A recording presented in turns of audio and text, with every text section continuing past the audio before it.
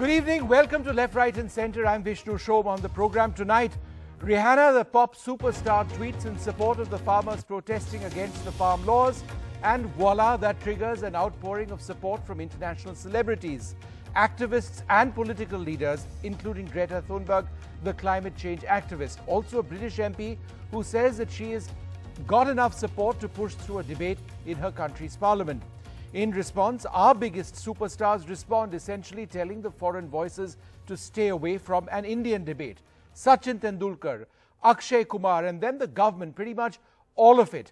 The foreign minister, the home minister, and earlier in the day, a statement from the External Affairs Ministry as well. But our top debate is this: should the government be responding to international celebrities at all? Are we being oversensitive? Next on the show, the Russian Sputnik vaccine has been found to be 91.6% effective. It's been peer-reviewed by Lancet, the medical journal. On the show, Deepak Sapra of Dr. Reddy's, which will be manufacturing the vaccine in India, giving us a lot of hope, joins us. That's later on the show. But first, I'm joined by Atish Taseer, who's been watching what's been happening on Twitter with amusement, no doubt. So, Atish, over here in India, we're deeply upset, many of us, at what's been happening. We are shocked. We believe there's some sort of an international conspiracy against our country. Our nation might suffer very greatly as a result of what Greta and Rihanna have to say. And how can you possibly disagree? I mean, it's incredible, Vishnu. It's so clever of George Soros to wheel out Rihanna to sort of the international system trying to take down the Modi government using Rihanna. It's so, who would have thought the world was as shadowy as that? But let's look at it from another perspective, and let me be less facetious. Now, Rihanna has 101 million followers on Twitter. She commands an audience, and this government feels, and this is the External Affairs Ministry statement, there are vested groups, right, which have tried to mobilize international support against India. That's why everyone here is reacting. How would you respond to that? It's not vested groups. You have a situation that's been handled very badly, where it looks like the Indian government is at war with its own people. Delhi has been fortified against Indian farmers in a way that, the Chinese border hasn't been fortified against the PLA. And you have this situation that's obviously like imploding before everyone's eyes. And Rihanna, as probably like an internationally concerned celebrity, feels the need to weigh in. Like there's no conspiracy. It's just a testament to how badly this has been handled. And it's right from the beginning, the demonizing of the protests, of turning these people into Khalistanis, of not negotiating with them. And it's become much more than this government bill or the reforms or anything. It's become a question of trust. People in India don't trust the government, and that's spilling out into ways that the government can't control. And so what does it do? It sort of wheels out its heavy artillery. Poor Sachin Tendulkar and Karan Johar and the Devgans are brought out to sort of counter the force of Rihanna. But Atish, let me ask you this. Sure. What if the heavy guns who you've referred to feel, and I think they genuinely feel, affronted by what is happening? For example, Tendulkar says India's sovereignty cannot be compromised. Akshay says farmers are an important part of our country, efforts being undertaken to resolve. Let's support an amicable resolution rather than paying attention to anyone creating differences. Amit Shah says, no, just half a sec, no propaganda can deter India's unity. So if people feel that our unity is being affected, they feel that our national pride is being hit, I'm just asking, is there necessarily anything wrong with that? These may be actual, genuine stooges of the government, but I've been in situations where people like Karan Johar have received that call from the government, basically frog marching them out to kind of counter this sort of thing. So it's totally disingenuous. This is like a terrified government responding in a hand-fisted way and putting pressure on celebrities because Rihanna tweeted. Firstly, you have the ridiculous spectacle of the MEA responding to Rihanna. But after that, they were like, oh, some smart person in the MEA must have thought, now we'll get our own celebrities to take them on. And I wish that they hadn't done it. but I've also witnessed the kind of pressure that this government is willing to put on people to give it a certain sort of soft power. So no, I don't even believe your premise. I don't think these people are genuinely affronted. That's your view. That's your view, Atish. But I think I would suggest that many others would say that Sachin Tendulkar isn't a stooge of the government, or some of these other people aren't necessarily stooges of the government at all, and that they actually believe this. But my next question is this. Should India, as a government, have reacted to Rihanna and the others in the first place? No, of course not. Of course not. She's a pop star. She has a certain appeal. Like, a government that sort of seems as scared of its shadow as that, like, not only what it conveys, it's trying to convey strength, it's trying to convey confidence, but actually it ends up conveying the total opposite. And actually it would probably bring a lot more attention to the problem. And the thing has to be dealt with on the ground with your own people. You can't suddenly sort of marshal the interests of the Indian government towards dealing with Rihanna. Rihanna is not your problem. The problem is the people of India who are coming in their tens and thousands to object or to protest the legislation that you've passed, and you haven't been able to talk to them, nor have you been able to instill any kind of confidence in them that these reforms are in their benefit. Atish, final question to you. Would you say that this is an extension of the battleground that Twitter has become for so many in this country, where you fight it out on Twitter with the worst language, with, taking on people, because that's what Twitter has become. You take on people. You disagree, you take on. You don't debate, you don't explain, you just take on, you confront. And therefore, this is an extension of that. The toxicity of Twitter is known to all, but this is not a battle happening within the confines of Twitter. Twitter here is, in fact, a sideshow. The main show are the farmers of India who have expressed a monumental distrust in this government. And now you see, Vishnu, the channels of protest are open. The fear that used to exist in 2019 is gone. And people are coming out, and the government is finding itself convulsed because it's had basically 2.5 years of non-stop protest, and it doesn't know how to deal with it. So we're talking about an almost discredited government that is kind of lashing out as imaginary enemy when it's not dealing with the problem that's right in front of it. All right, Atish, thanks very much for being with us. I personally tend to agree that people anywhere in the world have a right to express their concerns, and I don't think there's anything necessarily wrong with that. But I do also believe that people over here have been offended by some of the comments. But thanks so much for sharing your views on this. We are now going to open this up to our panel. I'm joined by Gul Panag. I'm also joined by Rajat Sethi, Lalita Kumar Amangalam, and the Rajya Sabha MP of the Congress, Pratap Singh Bajwa. Rajat, let me come to you first. Was it really necessary, Rajat, for anybody to be responding to the government, to all of these tweets from Rihanna or anybody else? Rajat? Do we have Rajat? All right, Rajat, go ahead. Yes.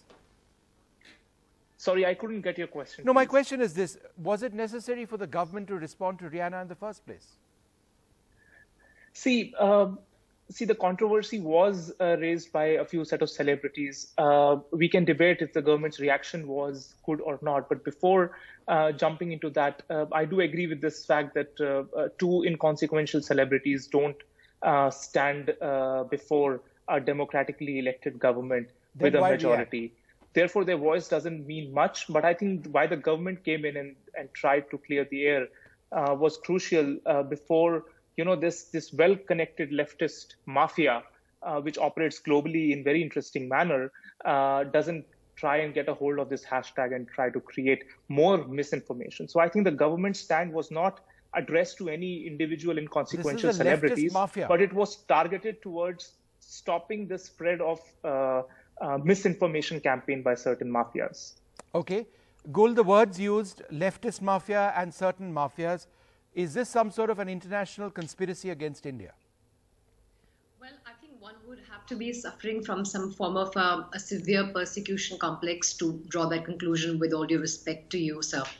My 2 cents here simply are that I don't think a nation the size and stature of India should be reacting to international celebrities. You don't need to pull out the big guns. You don't need to get Mr. Akshay Kumar, Mr. Ajay Devgan, Mr. Sunil Shetty, and at last I checked, Mr. Tendulkar to come out in support of a counter campaign you're running. India doesn't need to do that. The government of India doesn't need to do that. So why is it doing it? Yeah. Lalitha Kumaramangalam, why the counter? It seems to be a campaign versus a counter campaign. At one level, it seems to be quite childish. I mean, if Greta Thunberg has her concerns, then so be it.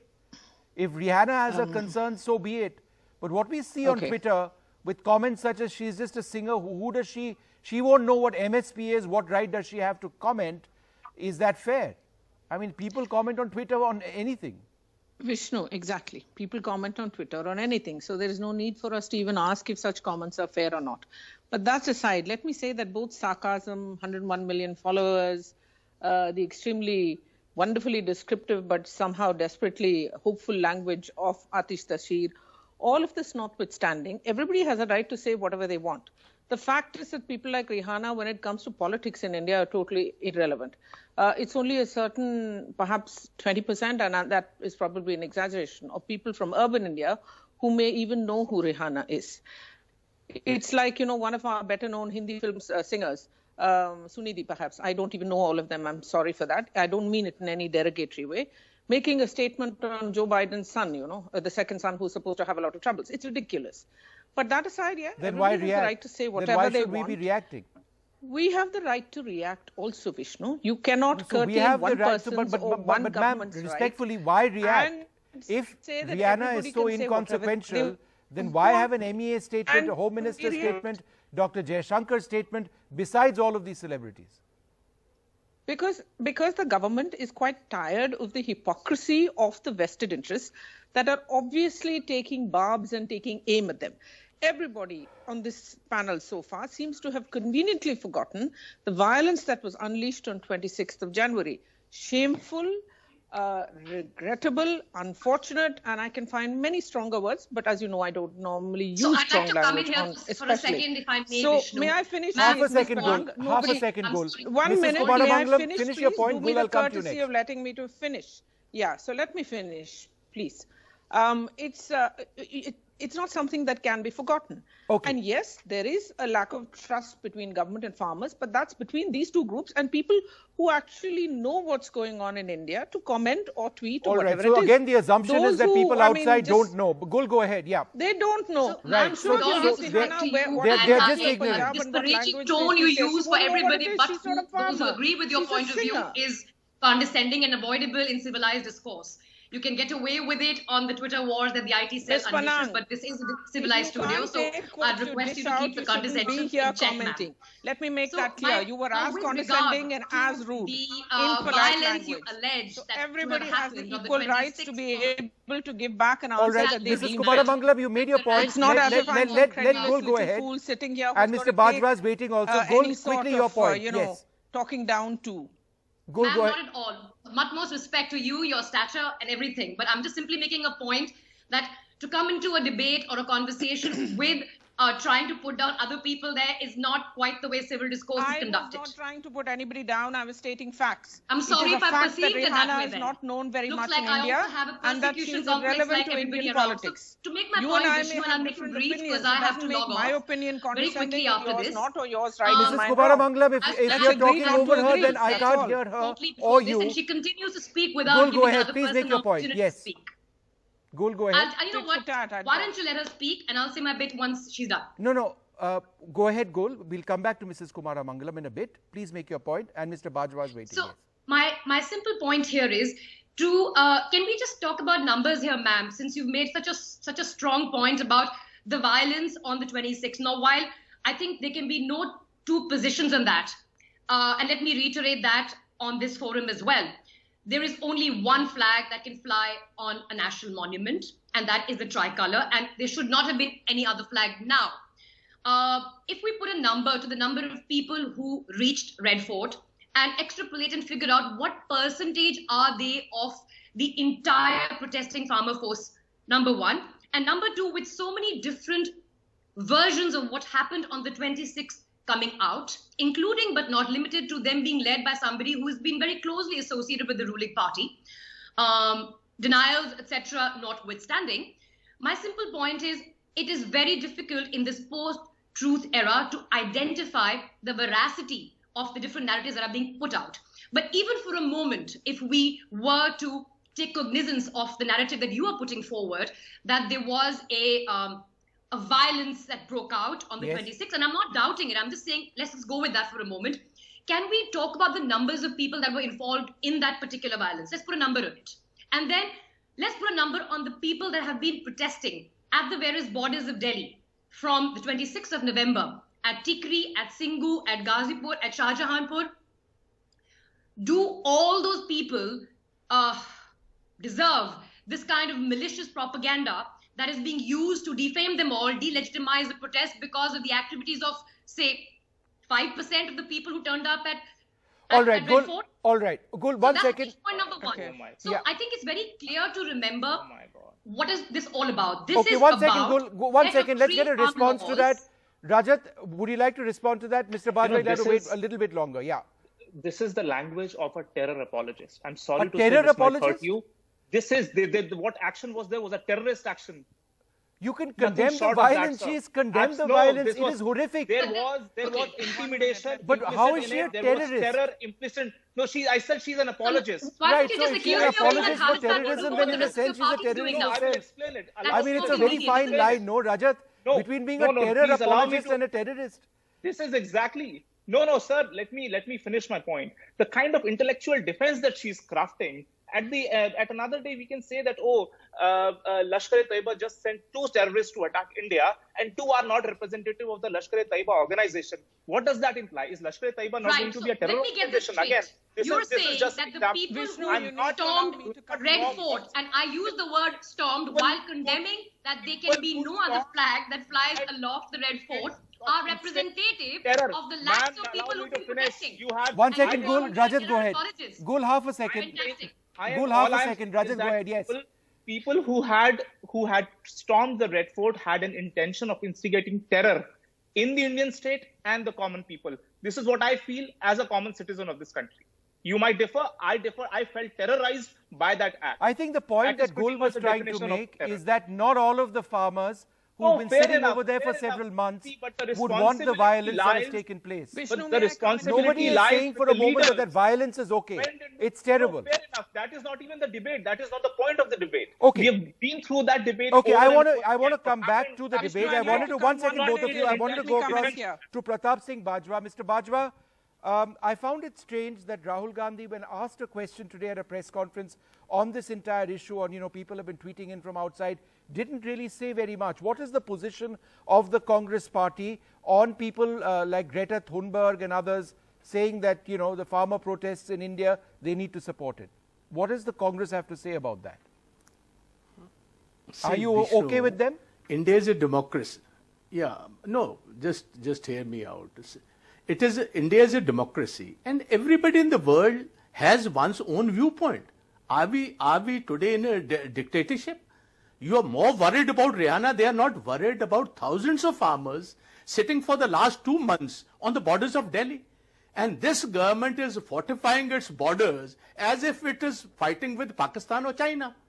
They are making concrete these borders over there. See, we belong to Punjab. I feel they are creating a similar situation that happened in the British time. When the Jallianwala Bagh happened, we just hope that better sense prevails, and this government doesn't. It's completely. It seems they're completely insensitive. Mr. Bajwa, you not answered my question. Is the Congress party okay with people like Greta Thunberg and the others making comments about what is happening? Yes or no? No, forget about this. Are we not making comments on what happened in Myanmar? Are we making comments on what happened in Myanmar? If somebody is concerned about this, they are actually making comments on Myanmar and India. One of them was. See, what I am saying either you say India is not a democracy, then we can say these celebrities outside should not be worried. When we say this is the largest democracy of the world, and why should people not be concerned? So, The way the so is farmers it are okay being, to say all that the Congress has no problems Forget about my with what being okay people or not. outside See, the don't country put have said word- on the farmer protests? Which- Is it okay? Is that the Vishnu, position of the please don't Congress? put- see, that it is Vishnu, okay just for tell me. people like Vishnu, Rihanna please to tell- say what they are saying? Just tell me one thing, Vishnu. Sir. 100 MPs, British MPs have also commented on this. Yes. The Vice President of America, Kamala Harris, has commented on it. The Canadian Her Prime niece has Minister has commented commented on on it. it. Her Her You have- niece has commented on it. What do you think? If Rihanna has done it, so what is wrong in that? All right. Okay, so if Rihanna has This- done this it, what is government wrong should in be that? no, I sir. might It point should out, not sir, comment as here, I need to What wrap is this wrong up, in that? because Can there's a you British please tell MP, me what is Claudia wrong in Webb, that? 1 minute. who's just actually give that to said, me. we are taking And this she's to also Parliament, commented that the British petition MPs has reached just said- 100,000 Yeah. and qualifies for a debate in Parliament. That's what a British parliamentarian Yeah. is actually saying. Look, I'm out of time This on is this. I need colonial to- hangover. Vishnu, This give Right. me a No, minute. ma'am. I need to First move of all, on because nobody's saying Rihanna we need to doesn't move have away rights. from We're this just saying Rihanna it's debate to irrelevant. something which is Secondly, something which gives us genuine hope, and that is the fight against COVID. We're actually going to move on to something which I've been tracking very closely, and those are the vaccines which are now available.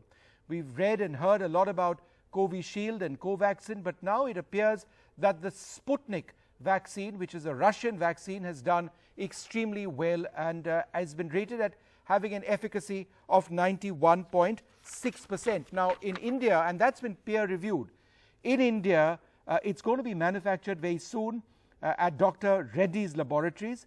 I'm very happy to have with us Deepak Sapra, the CEO, API and Pharmaceutical Services at Dr. Reddy's. Thanks very much, Mr. Sapra, for being with us. I hope I didn't scare you off with that previous discussion. This is going to be about hope and positivity. Firstly, how soon before you start manufacturing in India and in what quantity? So, Vishnu, thank you for having me on the show. We believe that we should be able to apply for an emergency use authorization in India in the month of March. We believe that the vaccine should be available in India from March, April. As far as the quantities are concerned, we have an agreement with RDIF, our partners in Russia, for 125 million people doses. That translates to 250 million vaccines, which will be sufficient for 12.5 crore people or 125 million people in India. This we expect to accomplish over the period of the next 12 months. You've also got phase 3 trials now in India of this vaccine, right? At what stage are you, and when will Dr. Reddy's, which is part of the trial process, be in a position to go to the government with the documentation and say, look, this is what we have for you, let's now progress? When? Sure. So I think let's understand the trials a little better. The trials for Sputnik V in the world are being conducted on about 36,000 people. Right. Out of this 36,000 people, about 33,000 plus people are in Russia. In addition to the Russian trial, there's a bridging study being conducted in some other countries like India and the UAE. In India, we are conducting a bridging study, which is a phase 2 and 3 clinical trial on 1,600 patients. This study, the phase 2 was completed in December. The phase 3 is currently underway and is expected to be completed in the month of February. The phase 2 data showed excellent safety and immunogenicity results. We are expecting the phase 3 to get completed in February, after which we'll make a submission to the Drug Controller General of India, which is likely to happen in the month of March. What I found interesting about this drug, two things. Firstly, it can be transported in a powder form in temperatures between 2 and 8 degrees. And secondly, it can be used in combination with other vaccines. Could you tell us a little bit more about that? Sure. So this vaccine has two forms. There is something called a liquid form and a lyophilized form. The liquid form originally is on the -18 storage condition. In addition to the -18 storage condition, there is also a version which is currently under stability testing at a 2 to 8 degrees. Once we have this 2 to 8 degree stability data available, we will also be able to get the vaccine transported across the world at 2 to 8 degrees. And the efficacy would remain the same? Yes, the efficacy is 91.6% as part of the interim results which have come in from the Lancet study. Now, I'll talk a little bit more about this efficacy. This 91.6% is for the entire population, the more than 20,000 people on whom this study, the interim data is available. Now, this cuts across age groups, this cuts across comorbidity conditions. So, for example, in the age group of 60 plus, this vaccine has demonstrated an efficacy of 91.8%. This shows that there is consistency in the efficacy across age groups and across conditions of comorbidity, which gives us a tremendous amount of hope and confidence that this vaccine will be a vaccine which will be suitable for the entire adult population of the world. Finally, cost. What's it going to cost? So we've not yet determined the cost. However, it's important to mention that we are working very closely with the government in India and also with our partners in the private sector to determine what should be the right price point at which this will be available. Needless to say, our goal is going to be ensuring access for as large a segment of the population as possible.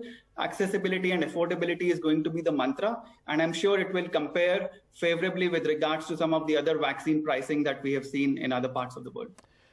So, a final question to you, slightly unfair, but would you say if there are government regulations in place and you're allowed to sell it, to private players, then maybe after July sometime, this drug would be available? Would that be fair to say, depending on what the government allows?